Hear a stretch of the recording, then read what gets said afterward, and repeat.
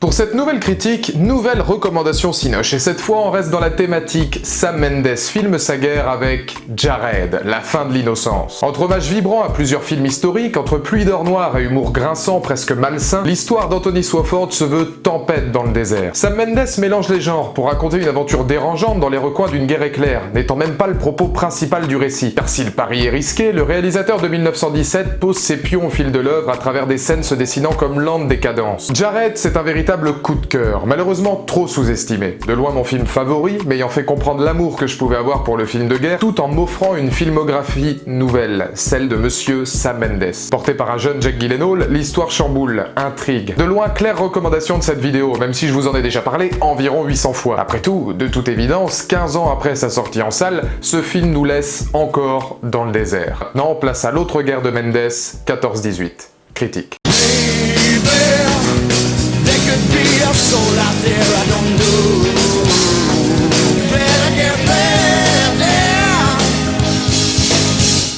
Bonjour à toutes et à tous, c'est Valo et bienvenue pour cette toute nouvelle vidéo, cette toute nouvelle critique consacrée à attention, ne clignez pas des yeux, vous pourriez louper Robb Stark et Doctor Strange. Ou plus sérieusement la critique de 1917, le nouveau film de Sam Mendes, le grand retour de Sam Mendes, non seulement au cinéma mais aussi dans le registre du film de guerre. Et alors oui, clairement, Sam Mendes me fait plaisir, parce qu'il aura fallu attendre 15 ans avant qu'il revienne dans un style que j'adore, le film de guerre en règle générale, lui qui avait déjà fourni mon film culte, mon film préféré, comme vous l'avez vu dans la recommandation Cinoche, Jared. 15 ans plus tard, c'est un tout nouveau format du film de guerre qu'il va proposer, rien à voir avec Jared, hormis la prestation musicale de Thomas Newman, on y reviendra dans la troisième partie de la vidéo. Cette fois, il propose un fait de guerre, un moment de guerre, également inspiré des dires de son grand-père, donc qui lui était carrément sur le front à cette période-là. Le film se veut comme un plan séquence de 2 heures, et c'est là que c'est intéressant, puisque le film a été coupé en de multiples reprises.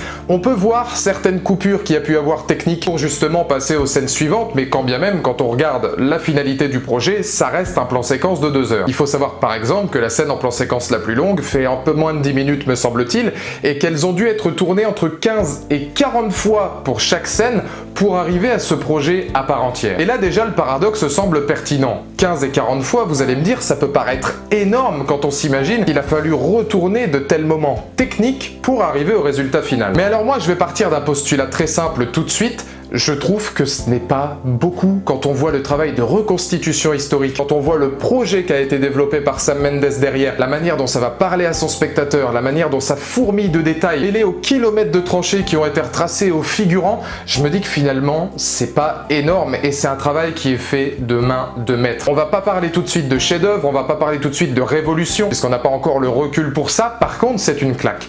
Comme j'espère prendre de nombreuses autres claques cette année, moi qui aime ce genre de film de guerre, 1917 en est un tout nouveau. Clairement, le travail de réalisation de Sam Mendes est remarquable. J'irai même plus loin, le travail de la composition originale de Thomas Newman, le travail de décor, de mise en scène, de costume, de maquillage. C'est vrai que quand on va penser à 1917, spontanément on va se dire, regardez cette réalisation. Et pourtant, il y a toute une équipe autour de lui qui a dû être au moins aussi minutieuse pour arriver au résultat final. Donc oui, pour moi, ce fut une claque et j'en suis ressorti complètement abasourdi, complètement impressionné par cette volonté de montrer une guerre nouvelle. Et pourtant, moi, des films de guerre, j'en ai vu une plâtrée. Vous l'avez vu, hein, qu'on parle d'Il faut sauver le soldat Ryan, qu'on parle de Fury en passant par Furio, Mémoire de nos pères, Lettres d'Iwo Jima, Jared, Men Down, Wind Talkers, j'en ai vu une plâtrée et chaque film racontait quelque chose de différent. C'est pour toutes ces raisons-là d'ailleurs que j'adore ce registre à part entière, c'est qu'il peut raconter une multitude de choses autour d'un même sujet, voire autour même de sujets différents, que ce soit la guerre du Vietnam, que ce soit la guerre en Irak, la Seconde Guerre mondiale, ici la Première Guerre mondiale. Les enjeux sont toujours différents, mais finalement on peut toujours travailler une certaine forme de psychologie, une richesse en termes de personnages, de scénarios, de reconstitution. C'est ça qui me bluffe, moi, dans le film de guerre, c'est qu'il est extrêmement riche et en même temps extrêmement varié. En quoi 1917 représente donc une avancée à ce niveau, on va le voir tout de suite avec la partie technique.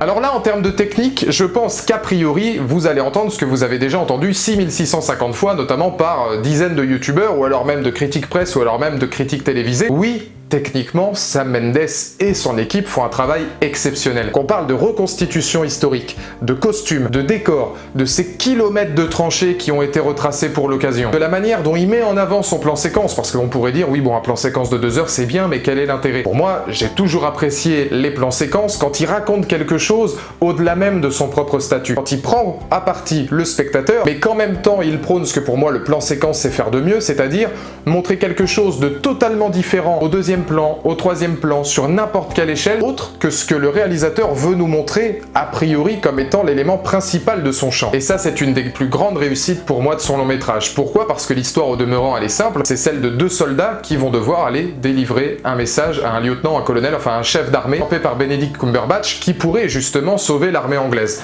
À partir de là, ils vont devoir traverser les tranchées, les no man's land, des endroits risqués, des villes en ruine, et c'est tout ce qu'il y a, si vous voulez, presque autour de cette histoire qui est important. C'est la reconstitution du no man's land, c'est ces cadavres en décomposition. On est complètement pris à partie puisque Sam Mendes va prôner une tension incroyable pendant tout le long du long métrage. De la manière dont la caméra va être très près des corps, va se déplacer de la même manière que se déplaceront les personnages, nous sommes la caméra, nous sommes le 3e personnage si vous voulez de ce duo, et toutes les mises en tension que ressentiront les personnages, nous les ressentirons avec eux, tout en n'oubliant pas la technique du plan séquence par plusieurs travelling qui sont encore une fois totalement maîtrisés, c'est-à-dire montrés au 2e plan, au 3e plan, par plusieurs jeux de profondeur de champ notamment, voire même en jouant sur le gigantisme de certaines scènes. Je pense à une scène en avion qu'on va voir à hauteur d'homme par rapport aux 2 personnages principaux. Tout est fait pour que le spectateur non seulement soit avec eux, mais distingue par la caméra des dizaines d'autres choses qu'il y aura dans le plan qui seront mis en avant par cette utilité du plan séquence. Notons d'ailleurs qu'il va jouer beaucoup sur la peur. Et alors la peur au cinéma, c'est quelque chose dont j'ai envie de revenir. Pour nous, qu'est-ce que la peur au cinéma? Ça va être des jumpscares, des films d'horreur, des films d'épouvante. Pas forcément, et Sam Mendes va nous le montrer dans son film, puisque effectivement il y a une telle tension dans 1917, et on est tellement proche des corps, on est tellement près d'eux, qu'on va avoir peur de ce qui va leur arriver, parce qu'on aurait l'impression, à la rigueur, d'être en première ligne. Et c'est ça le grand paradoxe, et c'est ça que je trouve très intéressant dans 1917, c'est que nous sommes, nous en tant que spectateurs, en première ligne. De la même manière que tous ces personnages, que tous ces soldats ont été en première ligne. On se retrouve pas uniquement en première ligne sur le champ de bataille, mais aussi par rapport à tous les événements qui vont leur arriver. On est pris à partie. Il y a un réel prise à partie pour que le spectateur ait le souffle coupé et ce ressenti, si vous voulez, de faire partie de la guerre de Sam Mendes. C'est l'autre guerre, finalement, du réalisateur. La première guerre, c'était sa guerre psychologique, c'était Jared, c'était l'enfer, c'est l'attente, c'était tous ces jeunes adultes qui se retrouvaient mêlés à quelque chose qui les dépasse complètement, à une guerre éclair. Et d'ailleurs, dans la photographie et la façon de filmer plusieurs séquences, on le retrouve aussi, Jared. Je pense notamment aux segments de tranchées ou les jeux de couleurs du métrage. Ça, il le faisait déjà dans son ancien film, en magnifiant par exemple les puits de pétrole. Il n'y a aucun hasard. Là, on est dans une guerre beaucoup plus longue, beaucoup plus sordide, où on va la vivre en même temps qu'eux, et où c'est des gamins. C'est là aussi qu'en termes de reconstitution historique, ça va loin et c'est intelligent. Ça prend pas uniquement la structure des villes mortes, etc. Il est allé chercher des gosses. Quand tu regardes le nombre de figurants qu'il peut y avoir et l'âge moyen des mecs, je suis pas sûr que ce soit plus de 20 ans. Et ça retranscrit à la perfection ce qu'était cette guerre de 14-18. Mêlé justement au questionnement des personnages, à la manière dont on va avoir de l'empathie pour eux. Bravo Sam Mendes, et ça donne une photographie et une pellicule qui est soignée. C'est là aussi que, effectivement, son plan séquence, il va le découper en plusieurs moments pour arriver notamment sur certaines scènes nocturnes. Je trouve que la deuxième partie du film est absolument monumental en termes de mise en scène et justement en termes de plan séquence. Parce que le plan séquence, tu finis par l'oublier. Je pense à une scène où un avion va se crasher à seulement quelques mètres de la caméra, ou à toute une séquence où l'un des personnages principaux va se mettre à courir pour échapper au feu allemand. Visuellement, c'est bluffant, c'est aidé par la composition musicale de Thomas Newman qui est là pour nous prôner quelque chose d'extrêmement grandiloquent, aux antipodes de ce qu'il fait d'habitude, mais on y reviendra dans la troisième partie de la vidéo, et ça te prend aux tripes.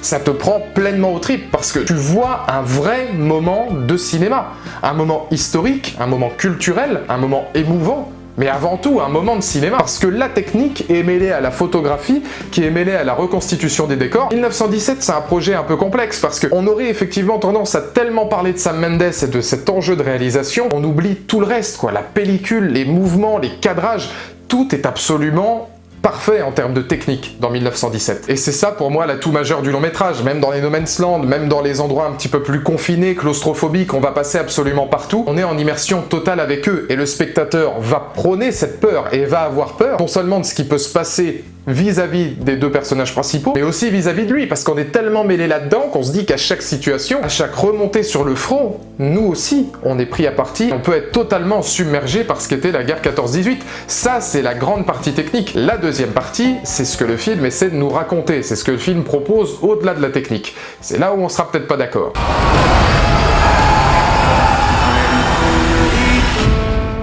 Oui, comme je l'ai dit tout à l'heure, j'ai toujours trouvé que le cinéma de guerre était le cinéma qui pouvait à un moment donné prôner le plus grand nombre d'émotions parce que ça pouvait travailler un événement historique, un événement psychologique et que ça pouvait également travailler ses personnages. 1917, je pense que certains pourront se dire que c'est une belle coquille vide qui ne raconte pas grand-chose. Ô combien je ne suis pas d'accord, tant j'ai trouvé que, par le principe même de se focaliser sur deux personnages au sein de son œuvre, raconte quelque chose. En suivant deux gamins à travers toute cette aventure, on va avoir de l'empathie pour eux, parce qu'à travers eux, Sam Mendes va montrer une structure de société et va montrer énormément de psychologie, que ce soit par des enjeux familiaux qui sont un des principes même du récit, que ce soit une notion fraternelle, que ce soit une notion d'espoir, de solidarité, mais aussi de désespoir, de douleur, de souffrance. Le travail de la figuration est presque aussi important que les deux personnages principaux pour voir ce que raconte 1917. Ça raconte une tranche de vie, ça raconte certes un moment de guerre, un fait de guerre, mais à contrario, ça raconte aussi l'histoire de deux hommes, leurs émotions, leurs enjeux, leur amitié, leur fraternité, et tout ce qui va finalement au sens propre de ce film de guerre. Parce que ce sont encore une fois des gamins qui n'étaient pas du tout prédestinés à finir là-dedans, et qui n'étaient pas prédestinés à rejoindre le front militaire, et qui se retrouvent mêlés en première ligne à quelque chose qui les dépasse complètement. Et c'est ça qui est très fort, mais par des séquences parfois anodines, c'est la poésie qu'on va y retrouver. Ne serait-ce qu'un des personnages qui va rencontrer une femme et son enfant qui va lui donner ses vivres, et que tu sens que l'espace de 2-3 minutes dans un univers complètement mort, dans une ville morte, c'est dans les catacombes qu'on retrouve la vie, que la vie est toujours là, qu'elle est toujours présente, qu'il suffit simplement de la retrouver.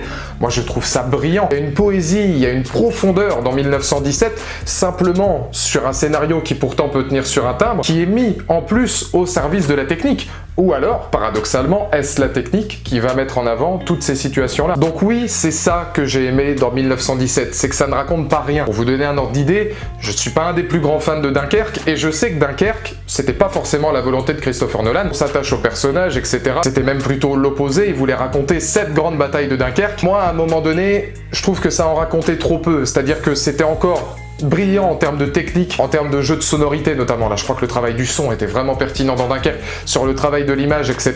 J'ai toujours trouvé qu'il manquait ce petit quelque chose qui me fait vraiment vibrer dans les films de guerre. C'est la structure psychologique des personnages, l'attachement qu'on va avoir pour eux, même si je suis totalement conscient que dans Dunkerque, c'était pas voulu. C'est juste le petit aparté pour vous expliquer ce que 1917 a réussi à faire, alors qu'on est plus ou moins dans la même tentative, c'est-à-dire montrer un fait de guerre qui se passe sur seulement quelques jours de temps, voire même sur 24 heures pour 1917, alors que, à contrario, Dunkerque le faisait également aussi, mais sans prendre le temps de travailler subtilement ses personnages. 1917, c'est pas grandiloquent, c'est très subtil, et ce sera totalement secondaire, mais c'est réussi. Je suis totalement conscient que certains n'auront pas aimé le propos même, ou trouveront que c'est un film un peu abscon, uniquement en plan séquence, et qui ne raconte pas grand-chose. Moi, de mon côté, le peu de thématiques qu'ils ont abordées, ce sont des thématiques qui m'ont plu. Et qui m'ont plu non pas uniquement grâce aux acteurs ou Sam Mendes, mais aussi un certain Thomas Newman.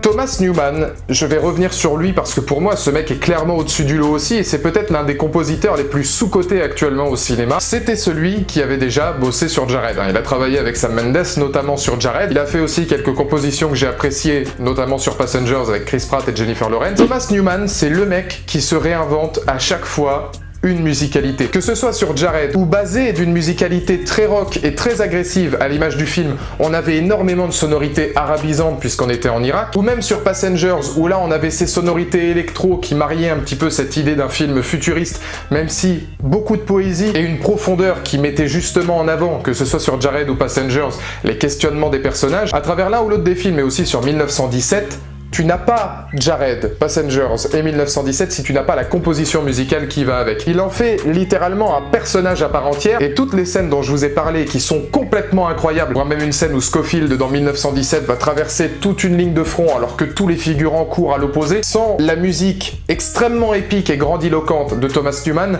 tu n'as pas le même ressenti dans 1917. Elle a une part tellement exceptionnelle pour revigorer et remettre en avant, si vous voulez, tout ce que c'est faire de mieux Sam Mendes, qu'à un moment donné, si Thomas Newman n'est pas là, tu n'as pas le même film. Et ce qui est intéressant, c'est que Thomas Newman n'a jamais la même compo. T'écoutes Jared, Passengers et les thèmes épiques de 1917, ça n'a rien à voir. Et pour vous dire, pourtant, le film, je l'ai vu avec le Patriarche, et toutes les 10 minutes, on était en mode, mais attends, c'est pas Thomas Newman, ça? Attends, écoute, c'est Thomas Newman. Parce que oui, si tu tends l'oreille, tu reconnais certaines sonorités, parfois agressives quand il faut amener la tension, parfois beaucoup plus poétiques et émouvantes quand on est dans les introspections des personnages, ou dans des passages un petit peu plus calmes et doux. Parce qu'il y a aussi de la douceur dans le film de Sam Mendes. C'est ça qui est très fort, quoi. C'est pour ça que moi, Thomas Newman, je le mets au même niveau qu'un mec comme James Newton Howard ou qu'un mec comme Michael Giacchino. Ça fait partie pour moi du haut du panier, Howard Shore, enfin des mecs comme ça, qui sont à un moment donné capables de constamment se renouveler pour aller avec leur film à proprement parler. Et la puissance qui émane de ces scènes-là sont utiles par rapport à la musique. Il est là,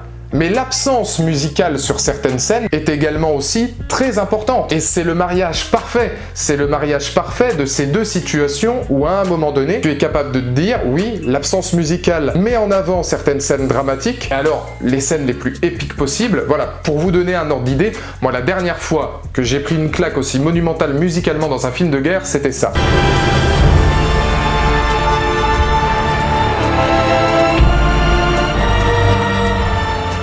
Fury de David Ayer. Je suis désolé, mais ce film-là, pareil, en termes d'esprit de famille, ça racontait quelque chose de complètement différent des films de guerre habituels.